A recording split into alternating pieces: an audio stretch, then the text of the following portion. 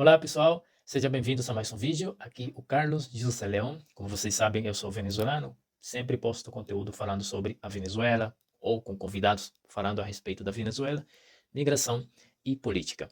Esse vídeo de hoje tem o objetivo principal de fazer um resumo da semana na Venezuela, o que diz a respeito da eleição de primárias desse ano 2023 e a eventual eleição presidencial do ano 2024.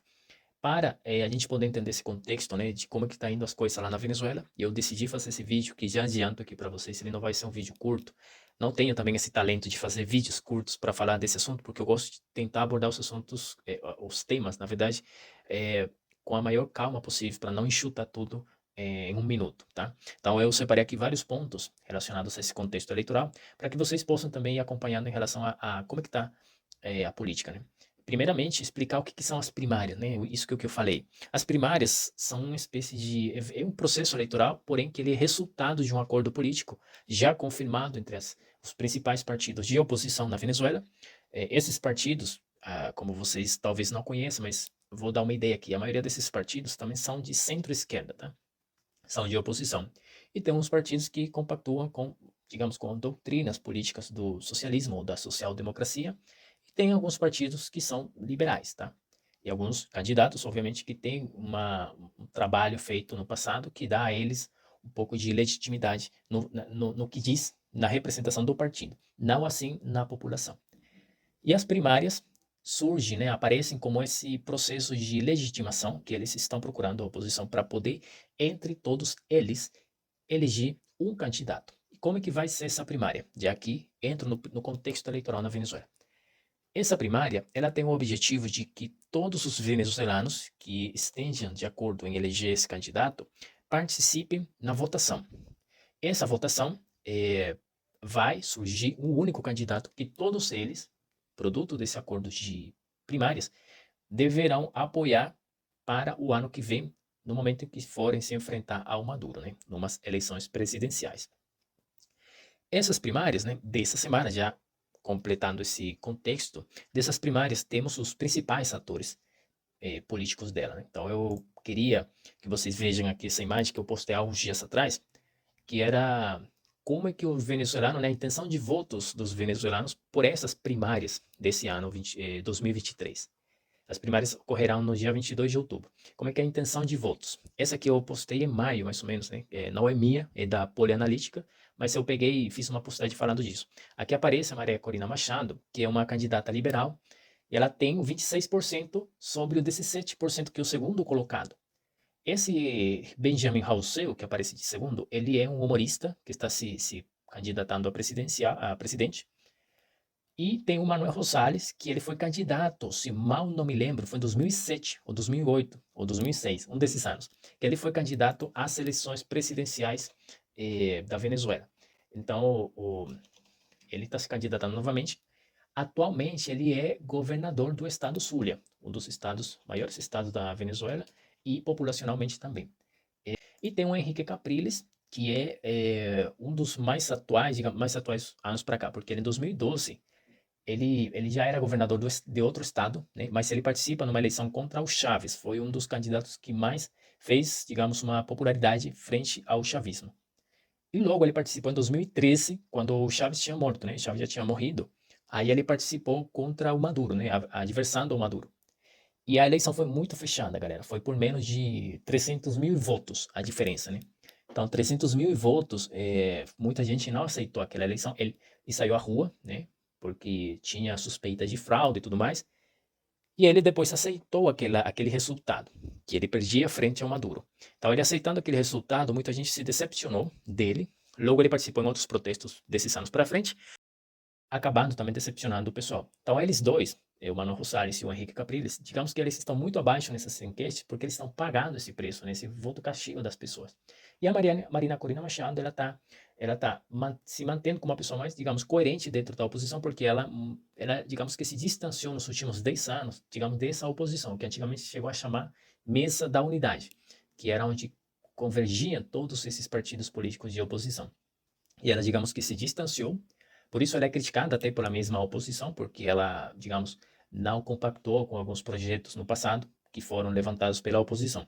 E ela agiu de forma independente. Então ela está voltando, digamos, a participar ou a apresentar o interesse de ser eleita como candidata da oposição, e por isso ela tem esse 26% que fala muito, né, da popularidade, de como as pessoas se identificam com o discurso dela. Essa aqui foi postada dia 26 de maio. Agora veja como no dia 8 de junho, né, de 26%, pulou para 48%, galera. A intenção de voto nela. E aí é que começa a questão mais interessante, porque ela praticamente dobrou, né? Também o Benjamin Rousseau tirou bastante. Mas ela praticamente está chegando à metade das pessoas que participaram nas enquetes, né? Ela está chegando a 50% dos participantes. E, claramente, para ter acontecido 2 semanas, é bastante o crescimento que ela está tendo, né? Porque essa eleição primária vai ser esse ano. Obviamente, todos os candidatos estão tendo uma campanha, digamos. E agora veja o que saiu a enquete há 5 dias. Já ultrapassou os 57%, enquanto o segundo colocado caiu. Caiu bastante. Aí já aparece com 5% o Fred Superlano, que é outro candidato. Fred Superlano é do partido do Juan Guaidó. O Juan Guaidó era o candidato, agora ele saiu, porque saiu da Venezuela, e assumiu o Fred Superlano, né, como candidato. E esse Fred Superlano, ele tinha sido eleito governador em 2021. E ele foi, o governo a ditadura tirou dele a governação. Depois vocês podem procurar, eu fiz um vídeo sobre isso também. Enfim, então vocês veem essa introdução que eu estou dando sobre o contexto eleitoral e como a Maria Corina Machado, essa candidata liberal, ela tem atingindo 50%, 57% de intenção de votos, né, entre as pessoas que querem participar em umas eventuais eleições de oposição para eleger esse único candidato da oposição ao Maduro. E aí eu passo para o seguinte ponto, né? Estou falando dessa enquete, foi essa semana, tá? Dessa estatística. Foi essa semana, há 5 dias que ela foi postada. Eu peço para vocês acompanharem o canal de Polianalítica, porque eles sempre estão trabalhando nesse assunto sobre as enquetes na Venezuela, por exemplo.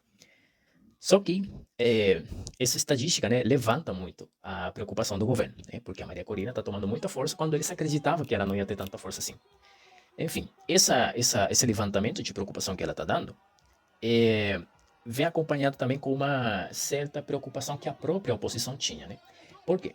O Conselho Eleitoral venezuelano, ele não tem a legitimidade ou a credibilidade, na verdade é a palavra, de toda a Venezuela, tanto os que estão fora como os que estão dentro. Por isso, a oposição estava exigindo que a contagem de votos dessa primária seja manual e impressa, para que as pessoas, nós venezuelanos, possamos ter a confiança na contagem desses votos.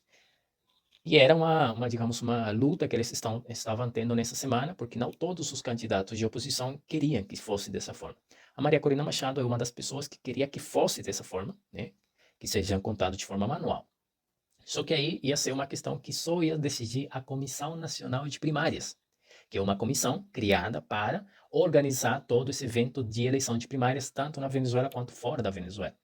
E, inclusive, tem um site que nós venezuelanos, a gente tem que se cadastrar. Enfim, essa semana, né, inicia com os eventos, né, como eu falei, isso aqui é um resumo. Inicia com uma coisa que, quando você vê que acontece, cara, você se preocupa. O Conselho Nacional Eleitoral da Venezuela, todos os rectores, né, os ministros do Conselho Nacional Eleitoral, Supremo Eleitoral, renunciaram, se demitiram. Eles mesmos se demitiram do cargo. E deixaram lá o Supremo Tribunal sem ninguém. Um Tribunal Supremo que foi eleito há pouco tempo. E aí, obviamente, cresce a preocupação da população venezuelana. Logo em seguida, no dia seguinte, essa comissão de primárias anuncia que a contagem de votos vai ser impressa. Que a contagem de votos vai ser impressa, sim, dessas primárias. Então, por um lado, a gente já fica tranquilo. Tá bom, pode faltar a galera do Tribunal Supremo Eleitoral sem problema, porque a contagem vai ser manual. Tá bom, contagem de votos impressos. Só que quando se demite, né, esses ministros, aí o que faz o Congresso? Beleza, vamos nomear uma comissão que vai eleger os novos ministros do Supremo Eleitoral venezuelano. E aqui vem a bomba. O Maduro esteve nos dias anteriores aqui no Brasil. E o Lula falou muito claro para ele: eu preciso que a Venezuela crie a sua narrativa.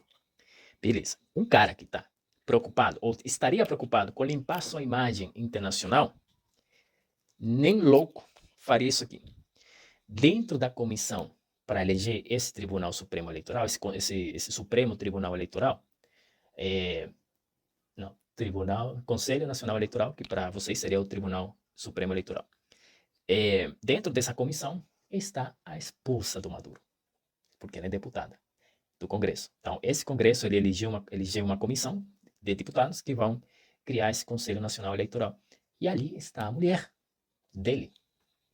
E aí vem a preocupação das pessoas, né, de todos os venezuelanos. Qual é a deles? Porque eles provocam a população dessa maneira. Porque a mulher do cara estaria dentro de uma comissão? Qual o interesse dela ou deles que ela esteja lá? Tá? Então, não vou entrar nos detalhes, porque eu não sei, digamos, os detalhes, mas a manha que a gente tem vivido é claramente a intenção dela, que vocês vão entender 2 pontos mais para frente. Lembre bem desse ponto, que a mulher do Maduro vai estar na comissão, que vai eleger um novo Conselho Nacional Eleitoral. Beleza. Só que essa semana, né, como eu estou fazendo um resumo, ontem, sábado, a Maria Corina Machado anuncia oficialmente que ela vai participar das eleições primárias. Ela ainda não tinha falado oficialmente por quê? Porque ainda não estava definido se a comissão de fato ia contar os votos de forma impressa. Ainda não estava definido. Eles definiram essa semana. Imagino que, graças a essa informação pública, ela decide também publicamente avisar que vai se candidatar e que a semana que vem ela vai fazer a inscrição dela no processo de primárias. Ela faz esse anúncio, né, mas ela vai em várias cidades da Venezuela, várias cidades que estão lotando as ruas. E aí que é um ponto importante, que converge com a questão das estatísticas, que a aprovação dela está muito alta. Que eu, como estou fora, mas eu estou muito contente por 2 coisas. Eu apoiaria a Maria Corina, no caso, se eu for votar, tá? E a segunda coisa é que ela que me faz confiar, digamos, no que o venezuelano deseja de uma mudança importante para o país, é como está a participação nas ruas.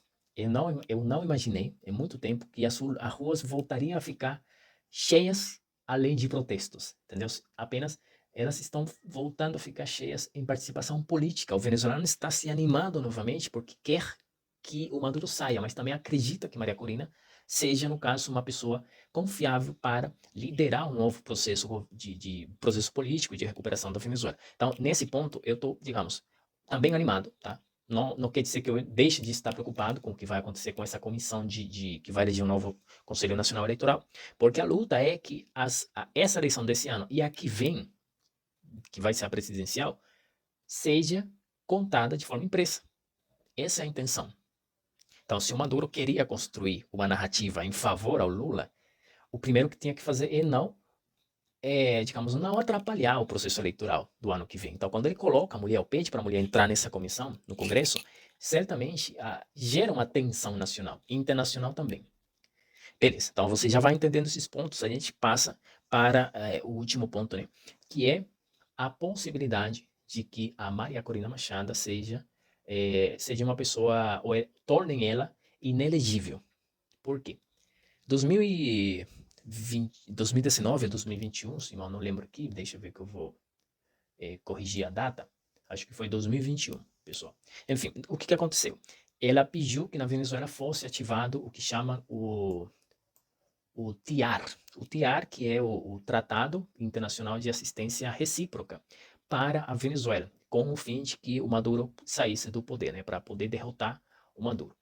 E a oposição, inclusive a oposição que faz parte da esquerda, né, mas que é a oposição, como eles estão vendo que ela está crescendo muito na popularidade, mas absurdamente, eles talvez tentariam jogar não apenas a pedra de torná-la inelegível a partir do ponto eleitoral, tipo, ela não é elegível, senão apenas do ponto de vista judiciário também, tentar julgá-la antes como criminal, uma coisa assim, porque eles estão argumentando que ela queria derrotar o Maduro, mas que ao mesmo tempo se cometesse uma espécie de magnicídio, uma coisa que não é isso, tá?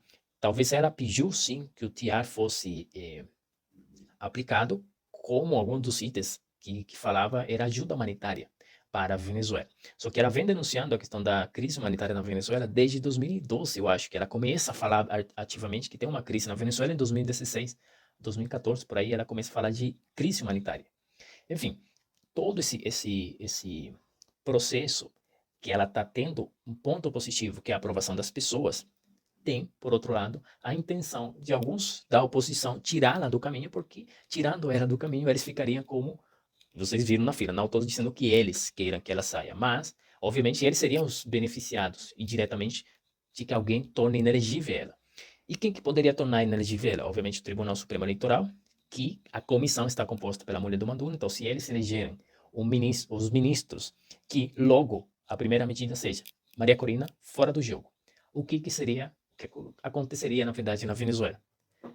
A gente não pode falar, mas eu não posso falar no sentido porque eu não sei, tá? Mas não sei no sentido pragmático, mas no sentido, digamos, político, a tensão já está criada, né? Porque isso que eu estou falando já foi informado, tem um deputado aí que disse isso, já vou ler aqui a notícia, mas foi um deputado, acho que foi Luiz, um tal Luiz, que ele falou que vai pedir que a Maria Corina seja inelegível, tá?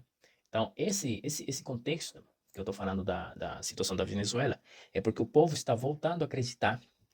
A campanha da Maria Corina tem dito assim uma frase: vamos até o final. E esse até o final, obviamente, muitas pessoas ficam pensando: qual é esse final? Um final onde ela seja tornada inelegível e o povo sai às ruas novamente, como aconteceu em 2014, 2017, 2018, 2020, 2021, 2022, 2023, e nada acontece. Seria mais uma líder de oposição que pediria ao povo apoiá-la, mas que nada aconteceria porque poderia haver repressão novamente e perseguição novamente, algo que os venezuelanos já viveram muito nos últimos anos, mas que agora tem o elemento adicional que talvez seria uma das últimas tentativas, de fato, de tirar o Maduro, porque o que não tem agora na Venezuela são esses milhões que já saíram, que de alguma forma já tinham participado nesses protestos. Então, na Venezuela teria que surgir novamente uma expressão política de intenção, de querer participar, das pessoas que estão lá, porque mesmo que você esteja fora e você queira, mas você não vai poder protestar na sua cidade, fazer algo para quê? Se você, digamos, no ponto de vista objetivo, não estaria fazendo nada útil, o que respeita a saída do Maduro. Então, esse contexto que eu estou falando aqui para vocês, tão complexo, mas que seria o cenário ideal para o Maduro, em que as pessoas vão às ruas, ele manda de novo o exército para reprimir e, digamos, fazer novamente uma apunhalada, uma facada na ferida daquele venezuelano que acreditava em processos anteriores, como a saída, que acho que foi em 2017, onde muita gente acreditou mesmo que já era, o governo já ia sair, e eles não saíram, eles aguentaram firmes. Então, isso decepcionou muito. E é possível que se eles puxarem tanto a corda, né, para tirar o venezuelano às ruas novamente, né, para que saia para as ruas a protestar, seria o cenário onde eles sempre têm vencido os venezuelanos. Mesmo tendo expressão popular, mesmo tendo muita participação nos processos políticos, seria ali onde eles têm levado a vantagem. Não é por acaso que o segundo ao mandato, o Diosdado Cabello, né, da Venezuela, falou isso aqui. Compañeros, nosotros los conocemos, ustedes los conocen y saben quiénes son. Alta moral siempre. Tenemos los argumentos para vencerlos en el escenario que ellos quieran. Si quieren elecciones, vamos a elecciones. Si quieren calle, vamos para la calle. Si quieren batalla, vamos para la batalla. Pero ni por las buenas ni por las malas volverán más nunca a gobernar este país. Aí você vê que a intenção é que eles estão compreendendo todos os cenários, entendeu? E aí, obviamente, fica a nossa preocupação, mas enfim, a gente vai vendo, tá? E eu queria fazer esse vídeo aqui para mostrar esse resumo nacional, né, da Venezuela, que eu sei que vocês têm interesse, e ao mesmo tempo pedir para vocês comentarem o que vocês acharam do vídeo, se vocês gostaram, se pensam que eu devo continuar fazendo esse tipo de material, porque ele é longo, tá? É um vídeo longo, então não é para que todo mundo goste. Mas, pelo tempo, mas em questão de informação, vocês gostaram? Querem deixar sugestão? E outra coisa, se vocês gostarem, compartilha esse vídeo nos seus stories, manda para a galera lá no grupo, copia o link e me segue lá no canal do YouTube Carlos José Leão. Então, o cenário não é fácil, galera, não é fácil, mas a gente está aí. Aí a gente está tentando continuar mostrando tudo, mostrando os cenários políticos, e o venezuelano está voltando a acreditar. Então é isso, a gente quer ir até o final também, todos queremos ir até o final, porque todos queremos o Maduro fora, tá? os venezuelanos que queremos o nosso país de volta, obviamente. Fica aí a dica da informação sobre a Venezuela. Compartilha esse vídeo, marca a pessoa que deve assistir esse material aqui e me siga nas minhas redes sociais.